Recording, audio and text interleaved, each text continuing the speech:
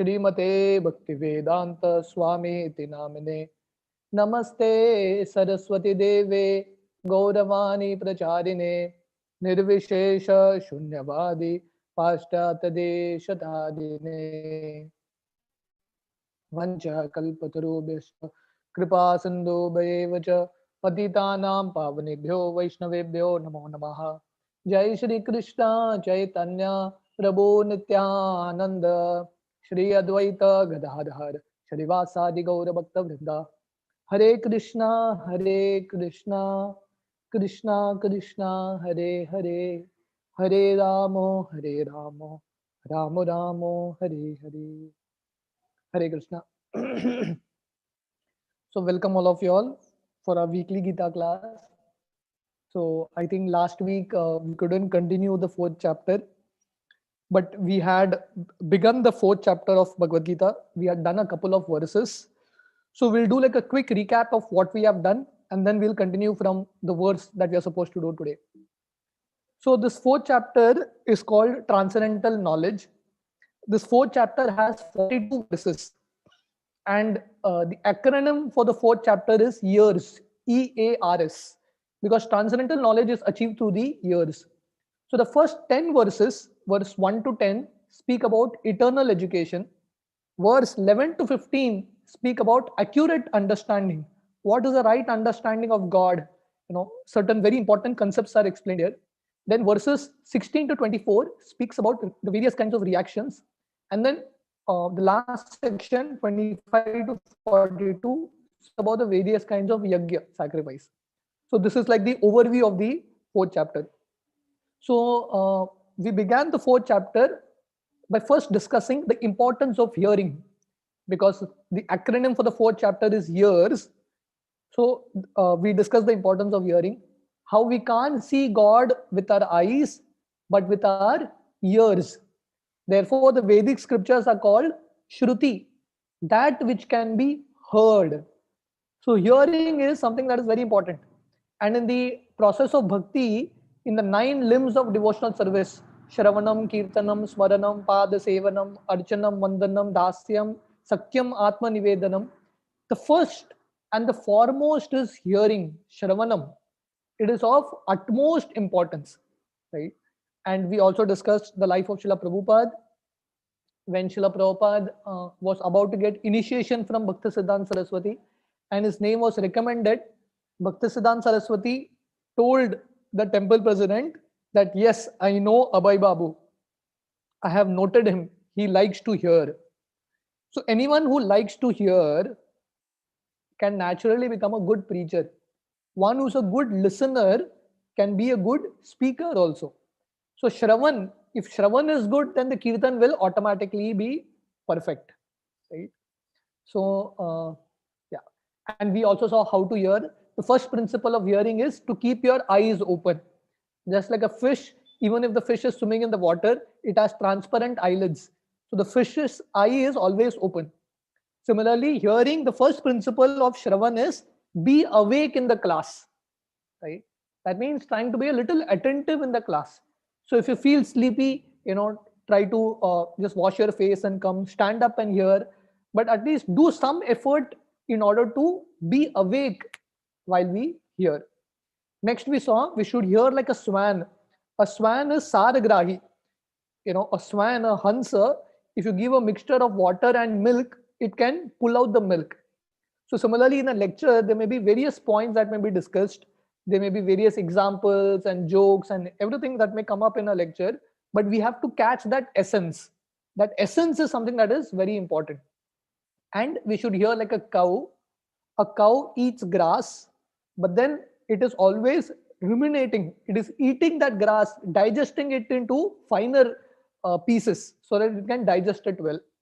So similarly, proper hearing means after Shravanam, there has to be Mananam.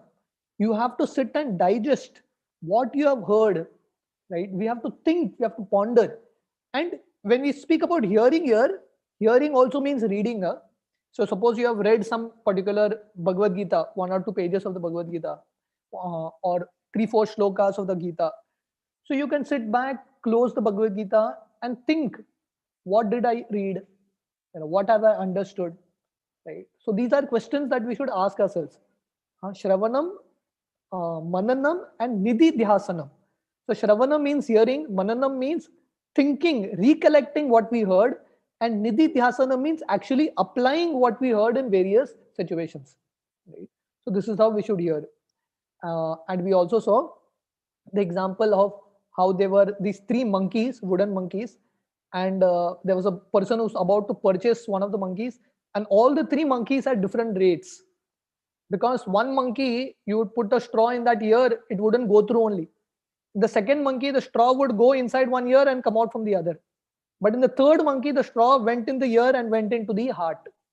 So similarly, three kinds of devotees may be hearing, different types of people may be hearing. For one, nothing enters inside, completely switched off. For someone, it may enter and it may come out, nothing retains. But the best kind of hearing is what we hear also retains within us. Right? So this is how we should hear. So we started to discuss the first section, verses 1 to 10, eternal education. Shri Bhagavan Vacha, Imam Vivasvate Yogam Proktavam Aham Avyayam Vivaswan Manave Praha Manur Ikshvakave Bhavit. So Krishna is giving here basically the history of Bhagavad Gita. He is saying, my dear Arjuna, I instructed the science of yoga. Imam Vivasvate Yogam. So this Bhagavad Gita, Prabhupada explains here, is a science. So this is a very important word. We discussed this also last time in detail. It is a science. And what kind of science it is? Avyayam. Avyayam means imperishable science. The science of this world may get destroyed. The knowledge of this world may get destroyed. But this knowledge of Bhagavad Gita will never get destroyed. It is Sanatan Gyan, Sanatan Dharma, eternal education. So that is why this section is called eternal education. We may be educated in different ways. Someone may be a chartered accountant, engineer, doctor, whatever. But those are temporary educations.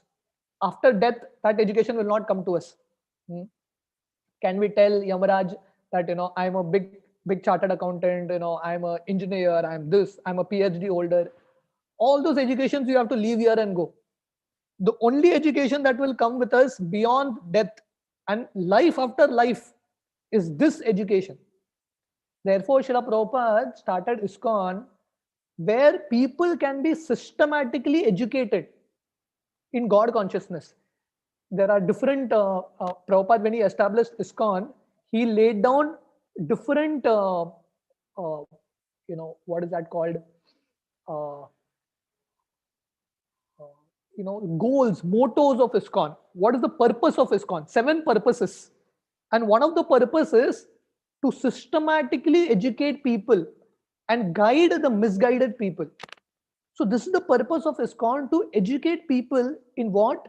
Yogam Avyayam, this imperishable science.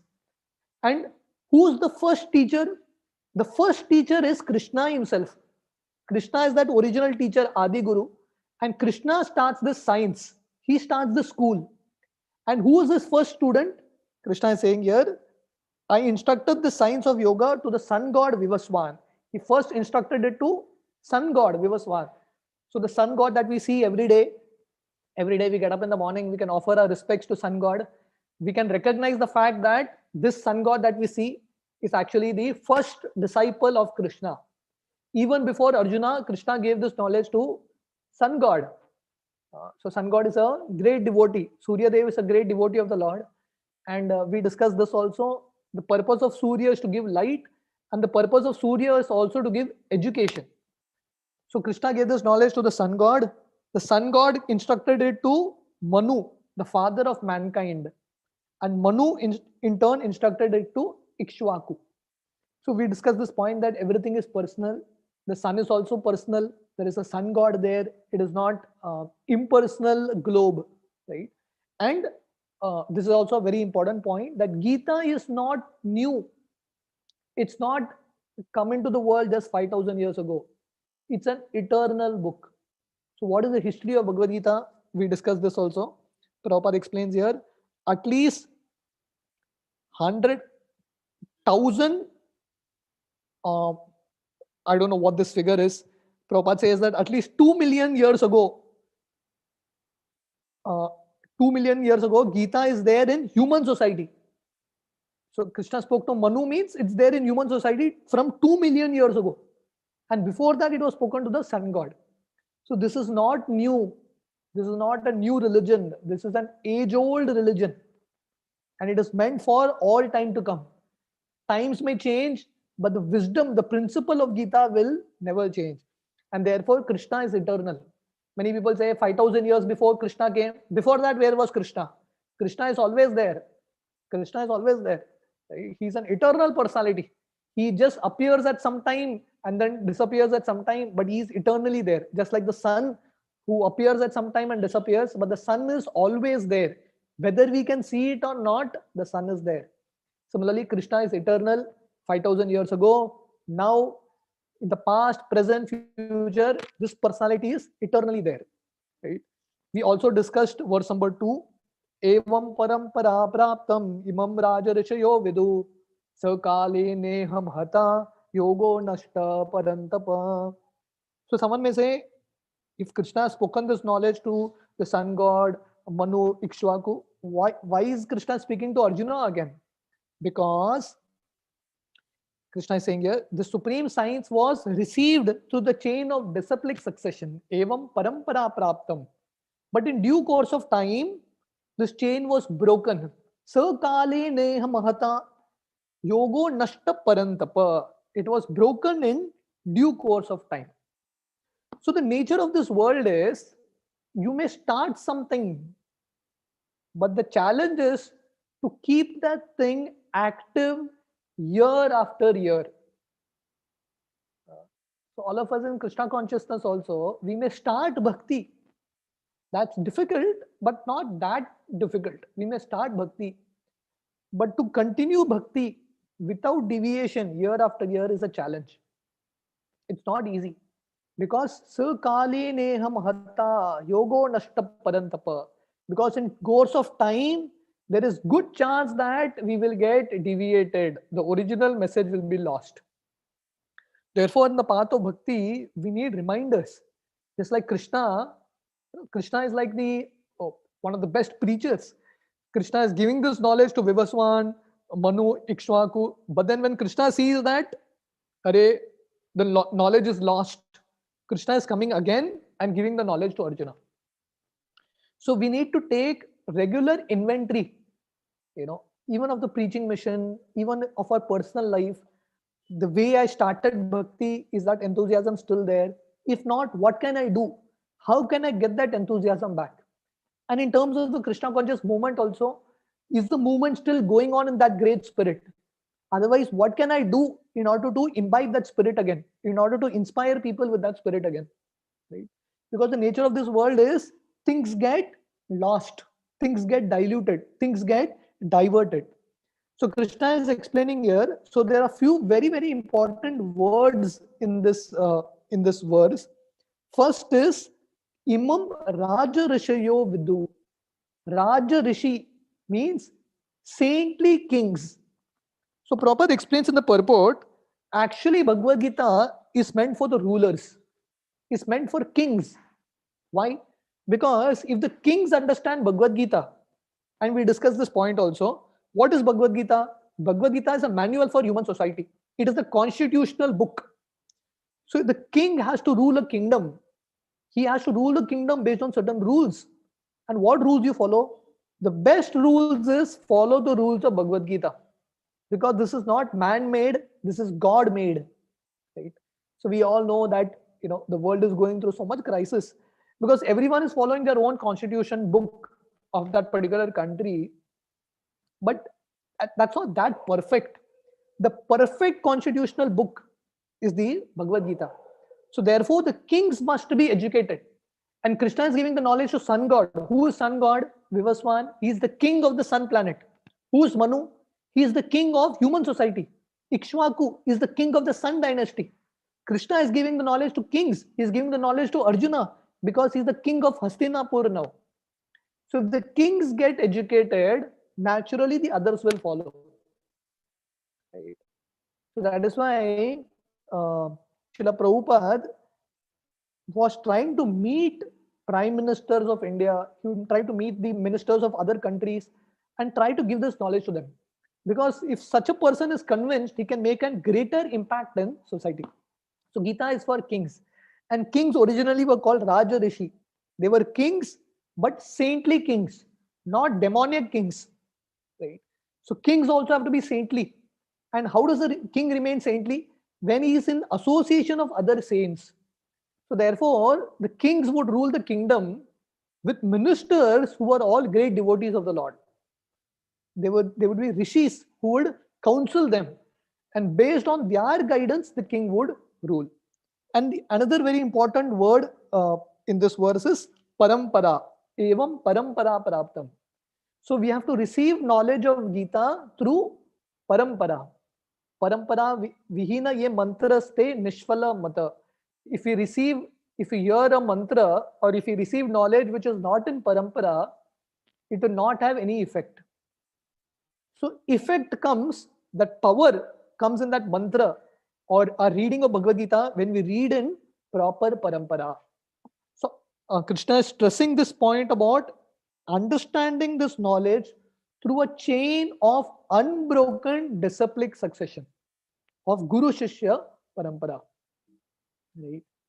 And then Krishna says, because the message was lost in due course of time, he had to speak it again.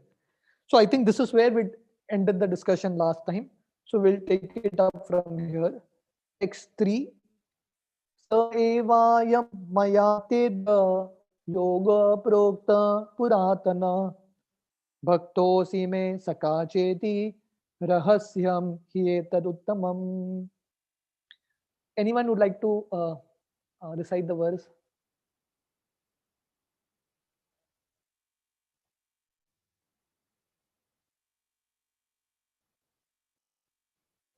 Anyone would like to recite the verse? I can recite it one more time. Yeah, Shrikant Bhattu. Yeah. Shrikant Bhattu. Yeah.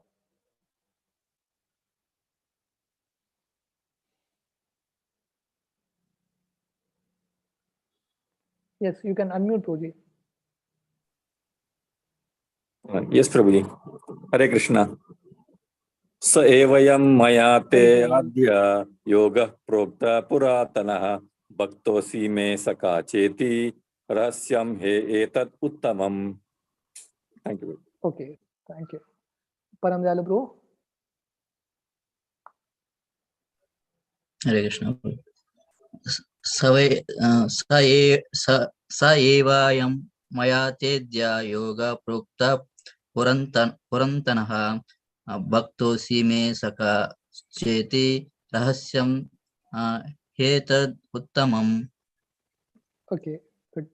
Anyone else would like to try? The forum is open. Anyone else?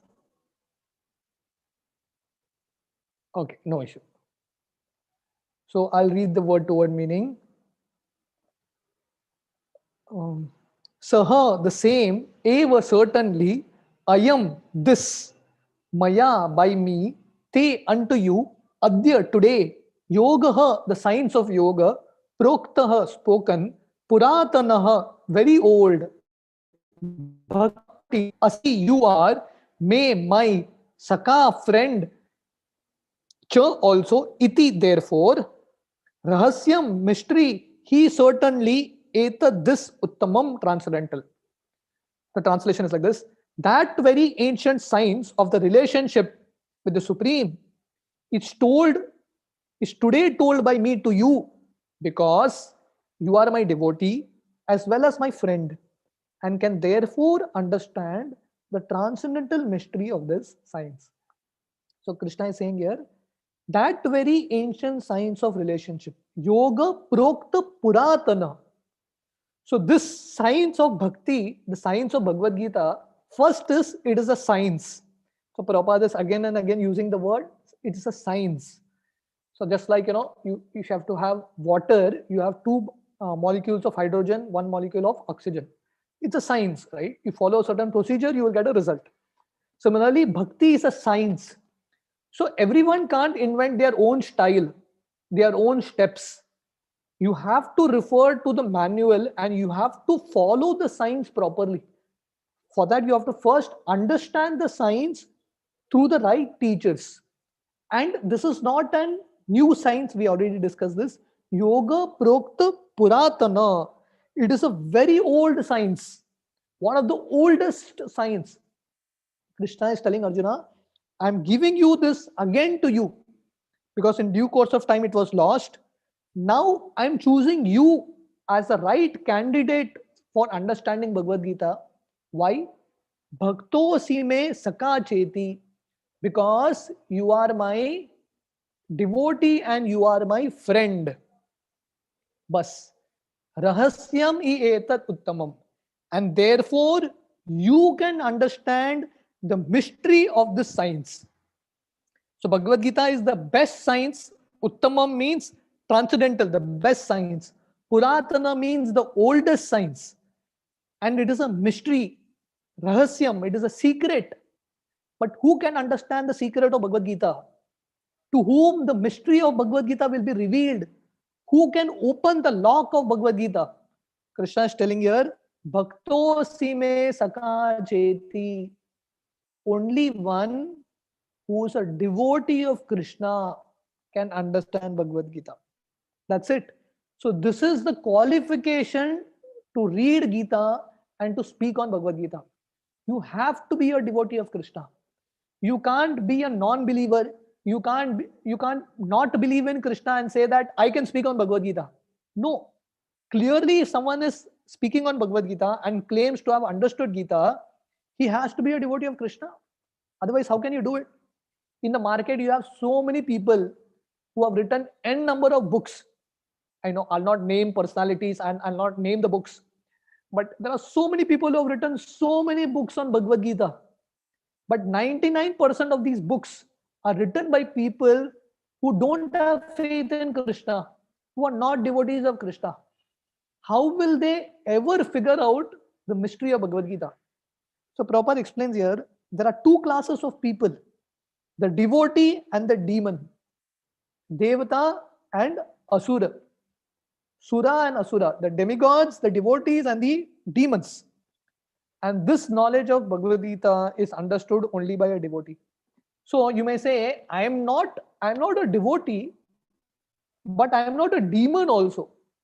But in one sense, actually, if we honestly accept, if someone is not a devotee of Krishna, there is no in-between category. There are only two categories of people.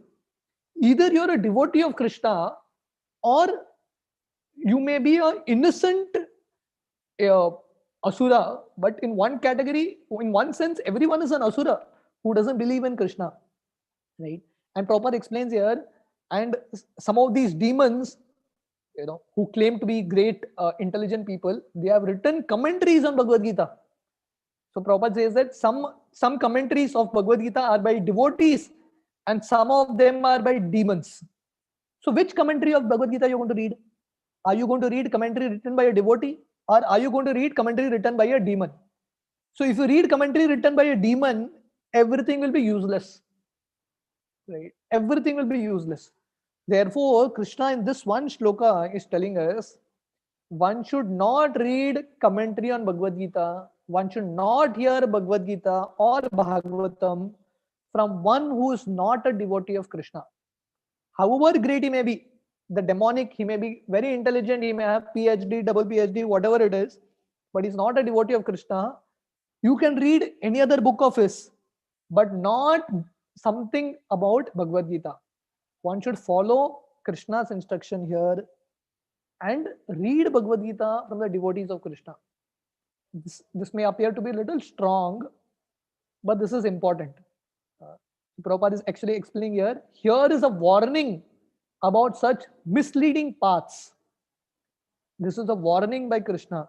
Krishna is telling here, don't get caught in the net of wrong people.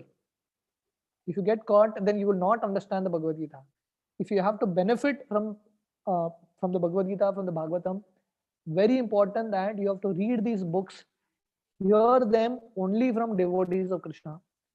Only if you do that, the secret of Bhagavad Gita will be revealed.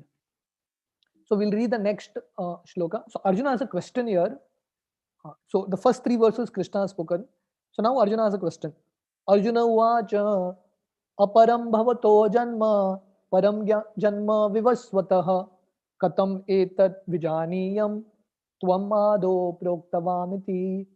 Arjuna uvacha aparam bhavato janma param janma vivasvatah katam etat vijaniyam tvam ado proktavamiti. Arjuna uvacha aparam bhavato janma param janma vivasvatah katam etat vijaniyam tvamado proktavaniti. Anyone would like to try reciting the verse? Someone else other than Param Dayalu Prabhu and Shrikant Bhattu. Let's see if others want to try. Any other devotees other than Bhattu and Param Dayalu Prabhu would like to try? Anyone else?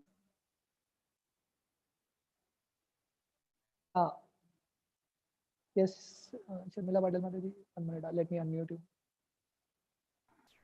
Yeah. Hare Krishna.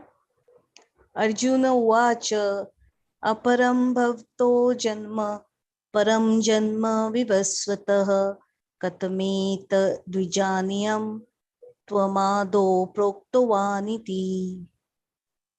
Yes, thank you, Mataji. Anyone else would like to try? Okay. No. So I'll read the word to word. Arjuna Uvacha. Arjuna said, Aparam, junior, Bhavataha, your Janma birth, Param, superior, Janma birth, Vivaswataha of the sun god, Katam, how, Etat, this, Vijaniyam, shall I understand, Tvam, you, Ado, in the beginning, Proktavam, instructed, Iti, tas. Arjuna said, the sun god Vivaswan is senior by birth to you. How am I to understand that in the beginning you instructed the science to him? So Arjuna has a very practical question. You see, Bhagavad Gita or the Vedic scriptures doesn't tell us that whatever is spoken, accept it blindly. You can question. Questions are allowed. In fact, question is a sign of intelligence. Intelligent people will question. Intelligent students will question. So Arjuna is having a question here. Krishna has told Arjuna that, my dear Arjuna, I spoke this knowledge to sun god Vivaswan millions of years ago. Arjuna is saying, 1 minute. Krishna, your age is 125 years on this battlefield right now, and you are telling me that you spoke this knowledge to sun god millions of years ago. How am I to digest this? Arjuna is having this question. How can I understand that you being 125 years have spoken this knowledge millions of years ago to the sun god? So Prabhupada explains here, Arjuna is a devotee of Krishna. It is not that he didn't have faith in Krishna's words. Arjuna knows Krishna. In fact, Prabhupada explains here that in the 10th chapter of Bhagavad Gita, Arjuna tells in the Bhagavad Gita, Param Brahma, Param Dhama, Pavitram Paramam Bhavam, Shashvatam Purusham Divyam Adidevam Ajam Vibhu. He tells, my dear Krishna, you are that supreme Brahman, you are the supreme abode, you are that eternal personality, right? You are the source of all demigods. Arjuna knows about Krishna perfectly. He has no doubt that Krishna is the supreme Lord. And if Krishna is the supreme Lord, anything is possible for him. But Arjuna is asking this question not for himself. He knows the answer very well. He doesn't have any doubt about Krishna, about the strength of Krishna. But he is asking this question so that Krishna will answer for the benefit of others who don't have faith in the Supreme Lord. So this is the mood of a preacher. A devotee wants to establish the position of Krishna. So Arjuna knows that if I ask this question, then Krishna will speak about himself and he will tell the world that he is not an ordinary person. Right? So Prabhupada explains here, Arjuna as a devotee was aware of this fact, but he wanted Krishna to speak about his position. And Prabhupada explains here that for most people, to accept Krishna is not easy. To accept the authority of Krishna. For devotees, it's very easy, but for the others, it is a little difficult to understand the concept of Krishna. So, in order to make it easy for others, Arjuna wants Krishna to speak, because Krishna is he is the perfect source of knowledge. So, when Krishna speaks, Prabhupada explains here, when Krishna himself speaks about himself, it is auspicious for the worlds. So if you have to know God, how can you know God? When God speaks about himself, then only you can know God. Correct? So Arjuna is creating a platform so that Krishna can speak about himself. And when that Supreme Lord speaks about himself, it is auspicious for the world. And the entire world gets benefited. So it is for everyone's interest that one should know the signs of Krishna. Prabhupada says here, it is necessary that everyone, for his own interest, should know the signs of Krishna. Right? So it's very important, just like we spend time in understanding so many different sciences of this world, it is very important for us to understand the science of Bhagavad Gita, the science of who God is, who am I, why I'm there in this world, why there is suffering in this world. All these questions can be perfectly answered only when Krishna speaks. Bhagavad Gita is a song of God. It is coming from Krishna's mouth himself. If we first understand who Krishna is, have faith in Krishna, then when we read Bhagavad Gita, we can seriously value the message of Bhagavad Gita. And we can understand that these statements are not ordinary statements. It is not a statement of an ordinary man. This is the statement of the Supreme Personality of Godhead. So Arjuna, as a devotee of Krishna, he is above all misunderstandings, but he wanted Krishna to speak about himself, his own glories, for the benefit of others. So Arjuna asked this question that, my dear Krishna, you are 125 years old. How do I understand that you spoke this knowledge to the sun god millions of years ago? Right? So how does Krishna answer? We will see text 5. Right? Just 1 minute. Yeah. Shri Bhagavan Vacha Bahuni me Vyatitani Janmani Tavarjuna Tani Aham Veda Sarvani Natvam Veta Parantapa. Shri Bhagavan Vacha Bahuni me Vyatitani Janmani Tavarjuna Tani Aham Veda Sarvani Natvam Veta Parantapa. Shri Bhagavan Vacha Bahuni me Vyatitani Janmani Vacharjuna Tani Aham Veda Sarvani Natvam Veta Parantapa. Anyone would like to try to chant this verse? Yes, Vasanti Mataji. Yeah, you can unmute yourself. Hare Krishna. Shri Bhagavan Vacha Bahuni me Vyatitani Janmani Tava Arjuna Tani Aham Veda Sarvani Natvam Veta Parantapa. Hare Krishna. Thank you, Mataji. Thank you. Yeah. Anyone else would like to try?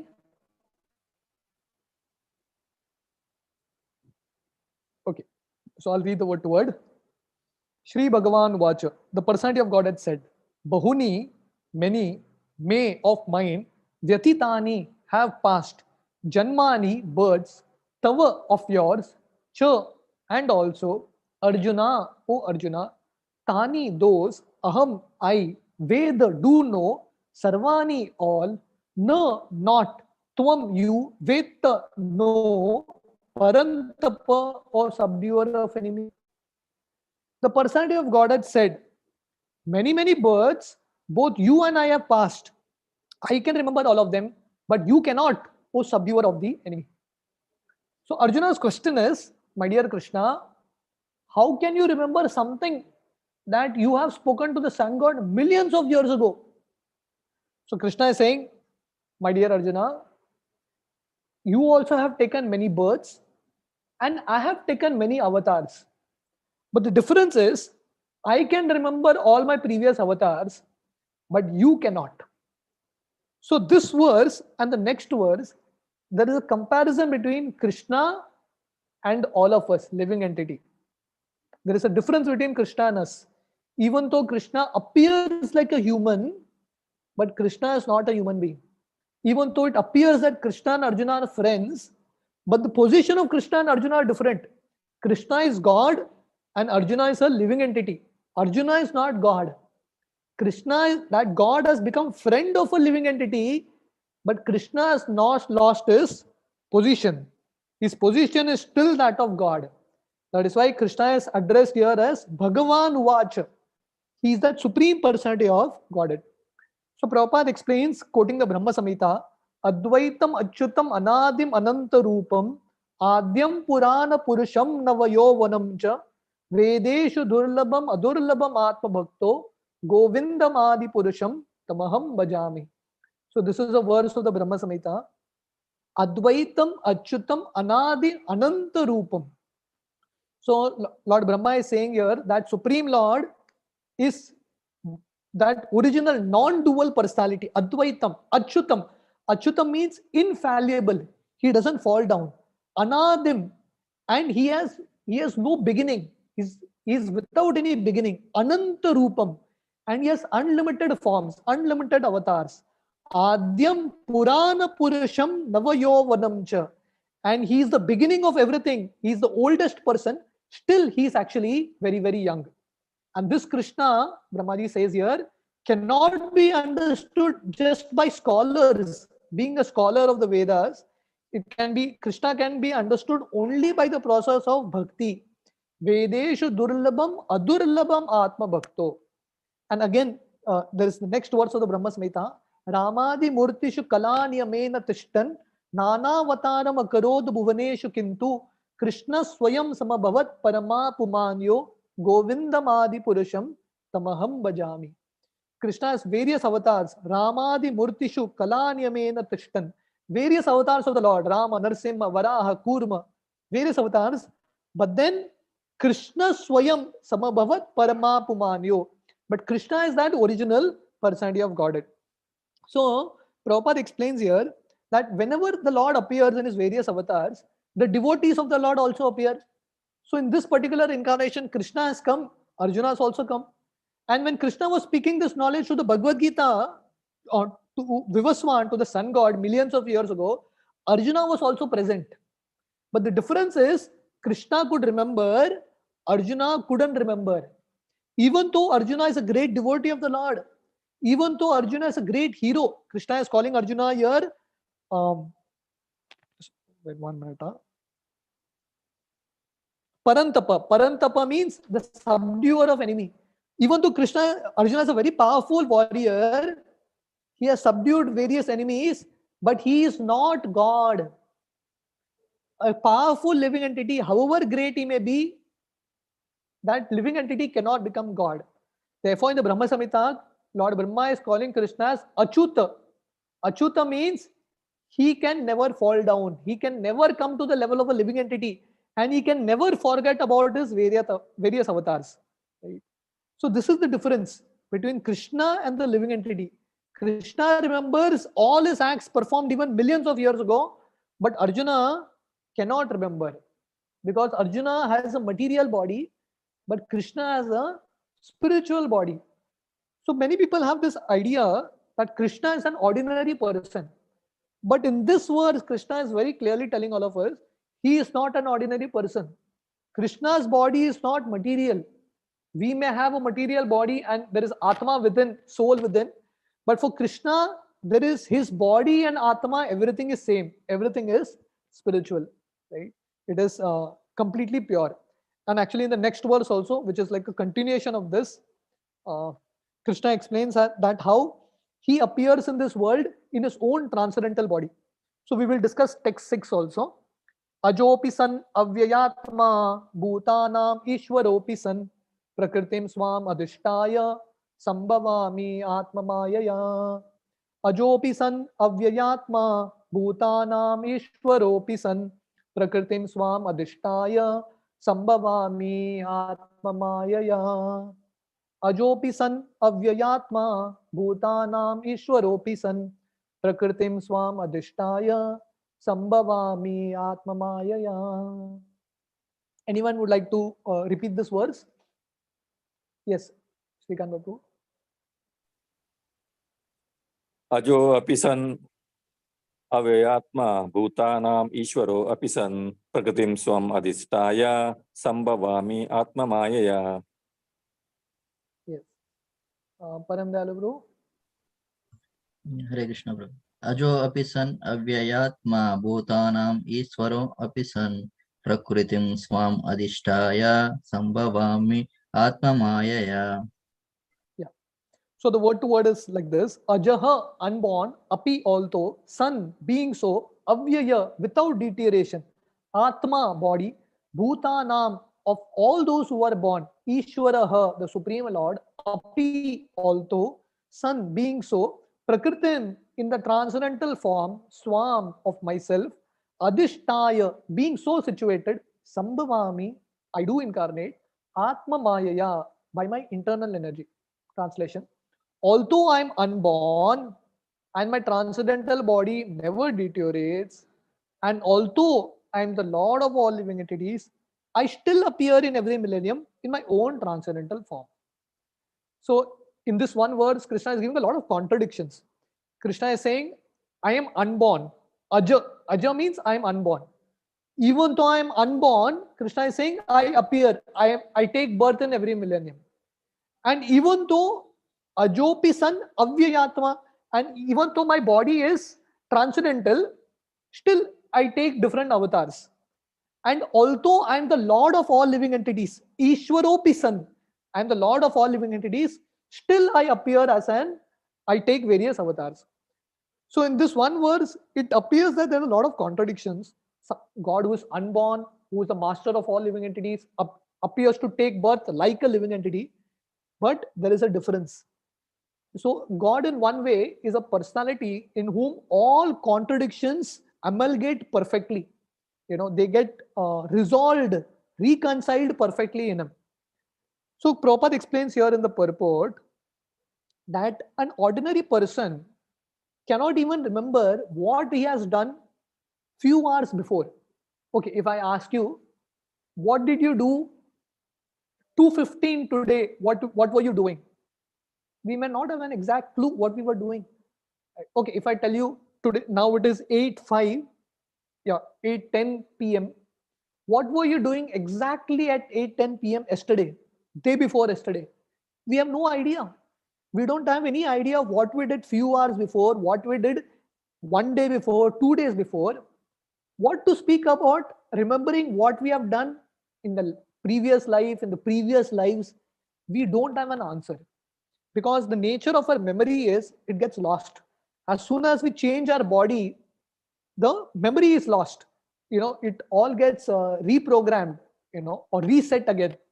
Because we change material bodies. But for Krishna, when he changes various avatars, he doesn't change material bodies. Because Krishna doesn't have a material body. Therefore, he remembers everything. He remembers all his previous avatars.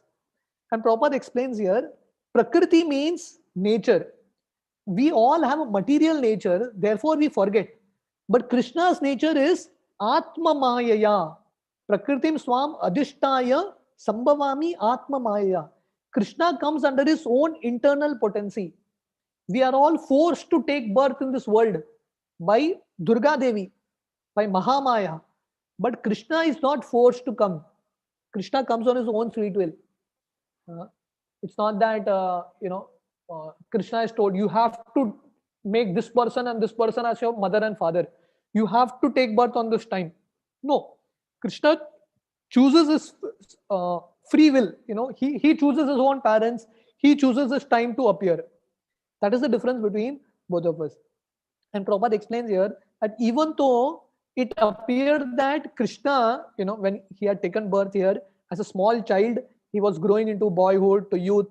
But something interesting is Krishna doesn't grow beyond 16 years old.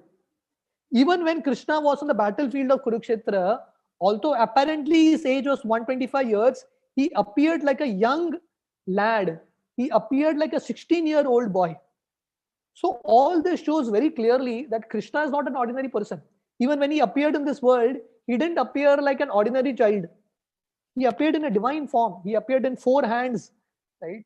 And directly from the heart of Devaki, into the womb of there he appeared. So all this shows that Krishna is not an ordinary person. So Krishna's birth and disappearance, Prabhupada explains here, is like the sun. Just like the sun appears and then disappears. So similarly, Krishna's appearance and disappearance is like that. There is no change of body.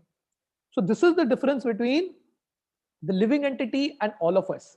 So just to summarize these 2 verses, Krishna is eternal and he remembers everything. Living entity, all of us are also eternal, but we forget our previous lives. Krishna, when he takes avatar, he appears on his own will, Atma Maya, by his own mercy. But we are forced to take birth. Krishna appears in a spiritual body, Satchidananda, and we appear in a material body, which is Asat, Achit, Nirananda, which is filled with ignorance, which is not eternal, and which is full of misery. This is the difference between Krishna and all of us. Now the question comes, why does Krishna appear? Why have appeared in this world? And that is where the 8th verse and the 9th verse comes, the purpose of Krishna's appearance. So this we will continue the next time. So thank you very much. Hare Krishna. Anyone has any questions, any comments?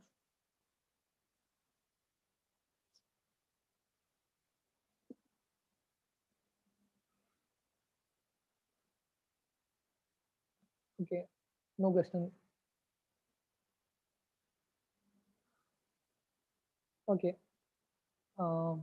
Tomorrow is a very, very special day. Tomorrow is Gaur Purnima. So tomorrow is the speaking about the appearance of Krishna. Tomorrow is the appearance day of Lord Chaitanya. The same Krishna comes in Kali Yuga as Chaitanya Mahaprabhu. And he came very recently, just 500 years ago. So it's a very, very auspicious day.